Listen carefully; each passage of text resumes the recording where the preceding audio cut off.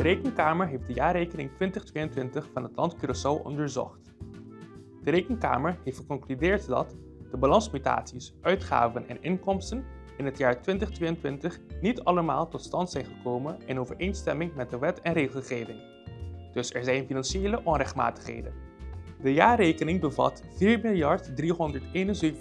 miljoen gulden aan rechtmatigheidsfouten en onzekerheden. De rechtmatigheidsfouten zijn ten opzichte van voorgaande boekjaar hoger geworden, terwijl de onzekerheden minder zijn geworden. De rechtmatigheidsfouten bevatten onder andere 521,3 miljoen gulden aan fouten die niet tot stand zijn gekomen volgens de begroting. Dit omvat 314,7 miljoen gulden aan overschrijding van de begrote uitgaven en 206,5 miljoen gulden aan onderschrijding van de begrote inkomsten. Daarnaast bevat de jaarrekening 3.297,2 miljoen gulden aan getrouwheidsonzekerheden. De getrouwheidsfouten zijn door het ontbreken van de onderliggende documenten niet te kwantificeren. De getrouwheidsonzekerheden zijn ten opzichte van voorgaand boekjaar lager geworden.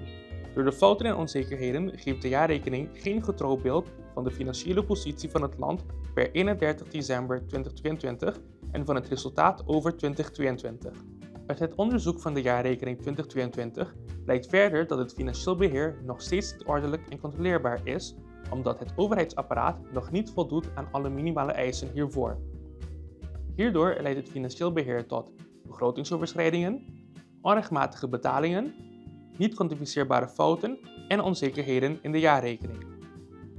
De Rekenkamer kan deze jaarrekening al dus niet goedkeuren. Het land heeft 2 trajecten lopend die moeten bijdragen tot een goedkeurende verklaring bij de jaarrekening 2026, namelijk de roadmap en het landspakket. Beide trajecten dreigen vertraging op te lopen. Ook constateert de Rekenkamer dat er enkele aspecten zijn die tot fouten en onzekerheden in de jaarrekening leiden, terwijl deze aspecten niet zijn opgenomen in een van deze 2 trajecten.